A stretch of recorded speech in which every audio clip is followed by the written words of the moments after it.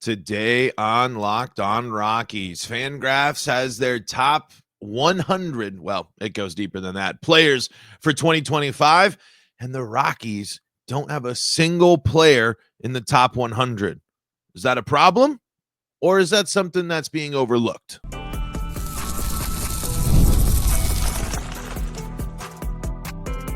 You are Locked On Rockies, your daily Colorado Rockies podcast. Part of the Locked On Podcast Network, your team every day.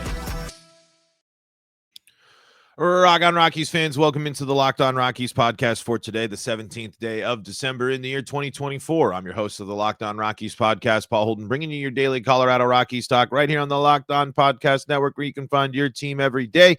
And if your team is the Colorado Rockies, guess what? You're in the right spot, because that's what we do around here, talking Rockies baseball, free and streaming on your favorite streaming services and on the Locked On Rockies YouTube channel, where you can be part of the show. You can fire off your Rockies hot takes. It's the best way to interact with the show when you subscribe, like the videos, and hang out with us here on the Locked On Rockies YouTube comment section. And we're even going to talk about some of your comments and all these things going on here in the world of Locked On Rockies. So make sure that you make sure that you check out that. Make sure you're firing off your Rockies hot takes and let me know what's on your mind. We want to have the conversation that you want to have all off season long here on the Locked On Rockies podcast. On today's episode, diving into Fangraphs projections here. I saw a tweet yesterday and highlighted by the Rockies insider there saying no Rockies player is projected to be a top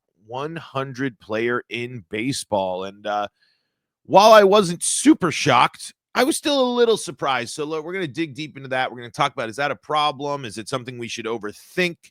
And more coming up on today's episode of Locked On Rockies. Before we do that, today's episode is brought to you by Gametime. Download the Gametime app, create an account, and use code LOCKEDONMLB for $20 off your first purchase. So I was checking this out, and I saw this scroll across the socials, and Fangraphs as their top 100 projected players. And it's interesting, the tweet that was retweeted by Rockies Insider had this little graph, and it looks a little different than what they actually have on their website here, but it's basically organized by WAR on the website here, and it's got your usual suspects up at the top: your Gunnar Henderson, Aaron Judge, Bobby Witt Jr., Juan Soto, Jose Ramirez, Shohei down here at 8, Julio Rodriguez, Fernando Tatis Jr., Mookie Betts, and Yordan Alvarez make up the top 10. Cal Raleigh there at 11, in case you're curious. So, a lot of the names are ones that are pretty standard. And then when you look at what is the projected WAR or results that you would need to be in one of these top 100 or top 50 of these top 100 players. And Ozzie Albies is the 50th player on this list here, 3.5. Remember, the Rockies haven't had a lot of big impact players in terms of WAR. However, last year, Ezequiel Tovar and Brenton Doyle finished the year, at least let's see, this is the total WAR here, at 3.7, at least according to Fangraphs. I know that Baseball Reference and Fangraphs sometimes different, but 3.7. If the Rockies were to, if they were to finish with that same level, that would put them in the Xander Bogaerts, Mike Trout, Carlos Correa rating. That would put them above Bo Bichette, Ian Happ, Jackson Chourio, and Ozzie Albies.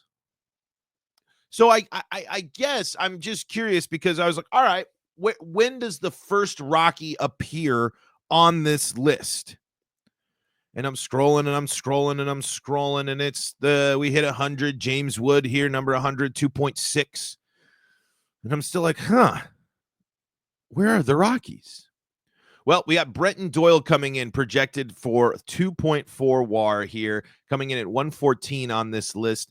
And just below him at a 117 is Ezequiel Tovar. And I am just curious here when I look at these projections. And again, these are projections. It's kind of, obviously Fangraphs is super data soaked, have the knowledge, all that sorts of stuff. But if this is the result for the Rockies, if Doyle and Tovar take a step backwards, we are in trouble. Trouble. Now, it's part of baseball. Down seasons could happen. There could be a little regression. Season 3, you never know. But I'm just saying that is if the projected WAR of these two players is 1.2 full points below what they finished last season with. And that's a massive, actually further than that, 1.4 for in the case of Ezekiel Tovar, and 1.3 in the case of Brenton Doyle. That is a massive decline for the Colorado Rockies if that happens to these players. And personally, I don't necessarily sit here and believe that those two players are going to be the ones that regress to this scale. I'm looking at some of these names. I'm looking at some of these guys that are above. Let's take a look at number 100 here. Let's take a look at what you're telling me that James Wood here is going to jump up a full 1.5 points to be better than Ezekiel Tovar and Brenton Doyle. James Woods only played in 80 games last year, making his debut, young guy. Certainly possible, sure. But is it that much of a better spot? Is Washington and their situation than where Brenton Doyle and Ezekiel Tovar are? Are we really convinced of that? Am I really convinced that some of these guys are a lot better than those two players? I'm not. Plain and simple. I'm not going to sit here and say that I believe that. While I don't believe that Ezekiel Tovar and Brenton Doyle are a top 50 in the game yet. I don't know. Maybe. Honestly, I could talk myself into it. But I don't think that they're on a path of regression. I mean, for these two guys, you're in a situation where both of them can still take a step forward. Doyle has to recreate. The bigger concern, obviously, or the biggest question mark, I think, when we're talking about projections and prophesizing for next season is, yes, the bigger question is, can Brenton Doyle do what he did on offense again and be a consistent offensive threat? Because now what we have seen from Tovar or from Doyle is we've seen the really bad offense of the first year. We've seen the good offense of the second year. Who exactly is Brenton Doyle, the offensive player? What does the consistency look like there for Brenton Doyle as we figure out and form what's going on with this club? But the thing that I'm confident about in Brenton Doyle, the thing that I think people might be sleeping on in terms of at least these projections, if you can make the changes and make the adjustments that you made as Brenton Doyle from season 1 to season 2, I'm so confident in his abilities to develop and adapt and grow continuously where he's at. He's at a key point in his career. Remember the big difference between and we pointed this out when we're talking contracts is the age between Tovar and Doyle is a pretty big separate gap. Remember, Tovar's very young. Lot of time. Doyle is approaching 30, not quite there, a couple of years away. But again, this is a part of Doyle's career where these years matter big time. These years are going to be the thing that establish him as a veteran in this league, as someone who's going to be able to have a career in this league. So I understand the doubts, right? I understand there's not a lot of reason to sit here and be abundantly confident that the Rockies are going to be better, that the Rockies players themselves will take steps forward. And I'm not going to sit here and accuse Fangraphs and baseball reference of not following the game, because that is just not true. These guys watch and follow more baseball than there is. But I will say, I think it has at least a hint of the Rockies bias in there. All of these players are projected to have better years than the two best players on the Colorado Rockies, two players last year that had arguments for all-star moments, for all-star caliber play at certain points. And the first half of the season was different, of course, but I'm just saying Randy Arozarena is better than Ezekiel Tovar, is projected to be better than Ezekiel Tovar and Brenton Doyle. Are we sure? Like, are we 1,000% positive? And again, projections. I get that. But my point is, I guess here's the deal. And maybe we'll dive more into this. These type of things, the win-loss projections, these player rankings, all of these projection stuffs, they will never favor the Rockies kindly. And that's a problem the Rockies need to fix. And it's a problem that the Rockies need to demonstrate that they can fix. And I'll dive into more of that later here coming up on today's episode of Locked on Rockies. Before we do that, though, got to tell you about the folks that help make this show possible, and that includes Gametime. Boy, do I like Gametime a lot. Simple, easy, and got you covered when you need tickets. And Gametime is focused on togetherness this holiday season. That means when you bring people together at live events, the experience is that much better, and it makes the perfect gift. Gametime picks filters out the fluff to show you only incredible deals on great seats, so you don't have to waste time searching through thousands of tickets, so you can make sure that you are getting the best gift at the best price with the best seat. All available thanks to Gametime and Gametime Picks. My favorite things about Gametime, they not only are giving you great deals, they give you the all-in pricing toggle feature. So you hit that button when you log on there, and you're going to get no surprise fees at checkout. That means when you're looking at all your options, you're going to know exactly what you're going to pay, and you're going to get a view from your seat. So you're going to know exactly what you're paying for, where you're sitting, and what your view will be like. Take the guesswork out of buying tickets with Gametime. Download the Gametime app, create an account, and use code LOCKEDONMLB for $20 off your first purchase. Terms apply. Again, create an account and redeem code LOCKEDONMLB for $20 off. Download Gametime today. What time is it? Game time. Whoop. There you go. This is the Locked On Rockies podcast. We're free and streaming on your favorite streaming services. Thanking you for making us your first listen of the day. We're talking Rockies player projections. No Rockies player making the top 100 of Fangraphs projected WAR leaders next year. Brenton Doyle coming in at 114, Ezekiel Tovar at 117. Let's see if we can find another Rockies player here. All right, Ryan McMahon at 154. Let's see if any other Rockies players make it into the top 200. No. And that sets the stage, right? That's a problem. That is a problem here. I'm going to organize this by team. And when you're looking at, I'm sorry. Actually, if I do that, it just puts all of the team there. I thought it was going to organize it all by who's organizing each team. But I'm just doing a quick scroll here on this top 100 list. And I'm sure you're going to be shocked to see these teams are popping up a lot. The Dodgers are popping up a lot. Arizona's popping up a few times. The Yankees, the Mets, the Angels got a couple. The Angels have had a pretty sneaky good offseason. They're going to be I don't think they're knocking the door down or anything like that, but certainly going to be an interesting team next year. All of this is to say this. This goes back to the Rockies' reputation problem. How many times have we talked about the Rockies having a reputation problem? How many times have we talked about the Rockies have to improve not only on the field, but they have to improve as a front office, improve as an organization. They have to improve the rep that they have as a team.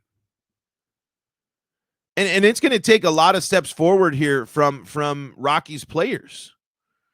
It's when you're looking at the total WAR of Rockies players, you're not surprised to see that this team only has 3 players in the top 200, not even in the top 100 players in baseball. The Rockies last year, according to Fangraphs, had 6 players finish with an above 1 WAR. So as much as we want to hoot and holler and I want to defend Ezequiel Tovar and all this stuff, the Rockies are still so much they still have so much they have to prove. The Rockies as a team still have and those players too, Tovar and Doyle, yes, they do. They need to prove that they can strike out less, be consistent, be one of the best hitters in baseball, be this elite level talent that we hope that they can be. Because if the Rockies don't start getting better performances from these guys, you just can't. You don't have an argument. And again, I'm sitting here completely over the moon at how last year went for Brenton Doyle. When you were looking for an improved Brenton Doyle, it couldn't have gone better than last year.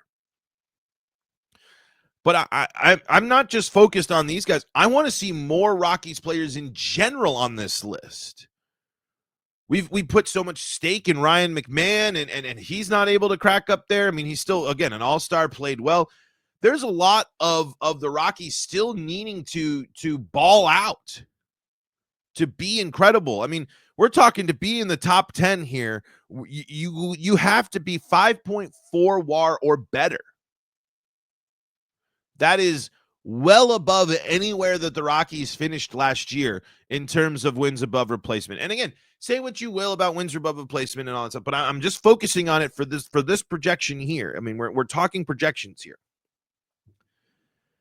There's a reason why the Rockies aren't considered as in high regard. There's a reason why Baseball Reference is hesitant to think that these guys are going to grow and put players that didn't have as good of seasons as Tovar and Doyle last year above them on this list and in their projections. It's because it's consistency. It's the fact that the Rockies in general, I mean, it's not looking favorably for them going into this season in terms of performance-wise. And for the case of a Ryan McMahon, for example, you've been there, you've seen it. So it's disappointing, but not necessarily surprising. And as much as I want to sit here and get frustrated over why is this guy over them? Why is this guy projected to be that? One, it's projection, so it's just basically guessing at this point. And two, I can't be mad when the performance of the players of the Rockies hasn't been up to snuff anyway. Like we said, to finish in the first segment, 3.7 WAR. If Tovar is able to mimic that, he puts him in the top 50. Puts him in really good territory here. Xander Bogaerts, Mike Trout, Carlos Correa. Those are three veterans that are pretty darn good, the health issues aside. That would be good company to be in. But you still have to get there. And are we 100% sure that the train will keep moving in the right direction for those guys? And you can't be.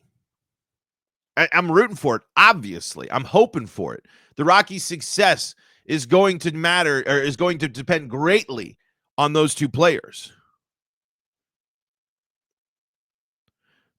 But it's deeper than just those two guys. It's a bigger picture thing than those two guys. It's a lot of a reflection on the Rockies themselves than just those two players. But to on the flip side, to be defensive a little bit, I think the Rockies have the and those two players specifically have the potential to surprise a lot of people next year. If the Rockies can instead win the close games that they lost last year, if the Rockies can close out ball games, if the Rockies can go out and do some big noise, big damage against some teams like they did in some situations, they will surprise some people. The Rockies have the ability to raise eyebrows and start building intrigue about themselves next year throughout a season that's probably going to be mostly filled with losing baseball anyway. But there is a possibility for this team to set the tone for the rebuild to start paying off and to make it an enticing place to go and to get some veterans thinking, hey, you know what? Like, something's bubbling over there. I could go hit a course. I could go do something. there is a chance that starts to form this year, but it's going to take a lot to go right for the Rockies, and it's going to take a lot of success and good baseball from a team that hasn't shown or demonstrated their ability to play great, clean baseball through a 162-game season. So we'll see how it goes. Taking your comments from the Locked On Rockies YouTube comment section coming up next on today's episode of Locked On Rockies. Before we do that, though, got to tell you about the folks that help make this show possible, and that includes FanDuel. Boy, oh boy, is it prime sports time right now, and you can get ready to tackle not only the NFL action, but all the sports action with FanDuel, America's #1 sportsbook. You can get in on all the football action, getting ahead of the playoffs. Last few regular season games coming up for Bo and the Broncos. Looking pretty good. Go see all the action on FanDuel, because right now new customers can bet $5 and get $150 in bonus bets if you win. The FanDuel Sportsbook app gives you everything you need to place live bets on the NFL all in one place. So when you get a hunch in the middle of the game, you can check out the latest stats, view live play-by-play, and so much more on the same page where you place your bets. Just visit FanDuel.com to join today. You'll get started with $150 in bonus bets if you win your first $5 bet. That's FanDuel.com. FanDuel.com. Never waste a hunch. Make every moment more with FanDuel, an official sportsbook partner of the NFL. Remember to please play responsibly. We are also brought to you by SelectQuote, the World Series, Super Bowl, the Olympics. The world's top athletes get to play in these top-level sporting events thanks to one thing: teamwork. And teamwork can also protect your financial legacy and your family's future. SelectQuote's licensed insurance agents are the perfect teammates when shopping for customized, affordable life insurance. They can find you the right policy to keep your financial legacy safely in your family's end zone. SelectQuote is one of America's leading insurance brokers with nearly 40 years of experience, helping over 2 million customers find over $700 billion in coverage since 1985. Head to SelectQuote.com, and a licensed insurance agent will call you right away with the right policy for your life and your budget. Get the right life insurance for you for less at SelectQuote.com/lockedon. Go to SelectQuote.com/lockedon today to get started. That's SelectQuote.com/lockedon. This is the Locked On Rockies podcast, for free and streaming on your favorite streaming services, bringing you your daily Colorado Rockies talk. Again, thanking you for helping us hit our big goal of 1,000 subscribers. It's a huge help when you subscribe to the show. It's a huge help when you like the videos and check us out and fire off your comments, folks. The show has been doing awesome on YouTube lately, and that is all thanks to you, the fans out there, the Locked On Rockies first day, every day is the first listeners out there. So again, thank you so much. And let's keep the conversation rolling with our Locked On Rockies YouTube comment section here. And let's keep diving on here. A couple of laughs. We did have some people laughing at us when we were talking about bringing Sasaki here into the Rockies fold. Man, was that just talk about interesting, though? I mean, again, probably not going to come to fruition, but Rockies being aggressive in that situation, I will take it as a moral victory. I know the moral victories aren't exactly what we're looking for, but still. Here's what Mike has to say. I find it hard to get excited about the draft because there are 20 rounds of players, and it feels like it takes 5 years before any players are major league ready. Yeah, it's definitely the baseball problem, right? I think it's the weird thing of baseball. It's the weird elements of it. I agree. Why I do so much when I'm talking prospects, why I believe so much in bringing guests on to talk prospects onto the show, is because there's just so many guys to focus on, so many leagues, so many things to look at, and you gotta have people that are really locked in and focused on it to get that good, solid understanding. Because it's not like other sports there, where baseball, where if you're drafted in the first round, boom, you're starting. You know what I mean? You're a quarterback for the Bears, type of thing. There. Let's see here. RMK says I'd rather play the young guys, and that's we're talking about the expectations for Kris Bryant. But if we're looking for more power at DH, Eloy Jimenez is still available and another bounce back candidate. Yeah, that'd be an interesting thing. I really, it's hard to know what exactly the Rockies are still going to be doing at this point in the offseason and what they're thinking there. I mean, again, They were talking about adding the veteran bat, but where does that go, and how much playing time does it take away from Chris Bryant? It's an interesting situation there. So I think Chris Bryant just really complicates that veteran bat acquisition for what the Rockies want to do here. Let's see here. Jim Kuceris gives us some congrats on hitting the over 1,000 on subs. Thank you, and agrees with Chris Bryant. Tom Slick says Sasaki's going to the Cubs, and here's Slim Lewis Guitar here. This is from a throwback from an episode from a while ago. We were talking about Ezequiel Tovar being a top 5 shortstop. This is some confidence. We're talking about confidence. We're talking about changing the narrative about Rockies players. Top 5 among shortstops. He won a Gold Glove while hitting 24 home runs and 45 doubles as a 22-year-old. I would think his ceiling is top 5 among all players. Hey, let's see. I love it. And I mean, Tovar, certainly young, certainly showing the tools of a very, very, very promising future here. Mercury Dillon says, I like the Rockies and hope they do well, but that would be a very unwise decision for Sasaki. I hope they get some good players, but not a young stud Japanese pitcher. Hey, Shohei went to the Angels, man. You know what I mean? Like, and it's different than Coors. But if you're looking for the less intense media market, if you're looking for an opportunity to put yourself in a situation that will raise eyebrows for people, it's not impossible to pitch at Coors. It's really not impossible to pitch at Coors. There have been successful pitchers at Coors Field, but it's also a huge risk to do it. You know what I mean? It's totally understandable for any pitcher to be incredibly hesitant about going, and especially a pitcher like that, maybe not as familiar with the Rockies' reputation. I mean, obviously being a baseball guy, but maybe being in Japan and not as as completely connected to a team like the Rockies, maybe that's different.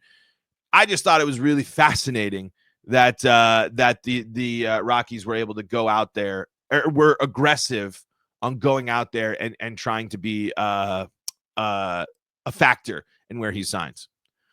Matthew Garcia says, I'm normally positive and I don't like to be cynical about this team. However, when we keep getting excited about Estrada's career numbers at Coors Field, I think we need to remember he's not going to be facing Rockies pitching anymore. An incredible point there. That is a great point. But on the flip side, he's clearly comfortable, and his batting profile and his successes as an offensive player clearly translate well to Coors Field as well. So when totally understandable that he's not facing the same caliber of pitching. On the flip side, the success at Coors shows that his batting profile fits well at Coors Field. And we'll see how the defense does as well. I mean, this was a move where the Rockies did save a little bit of money there with the moving on, though.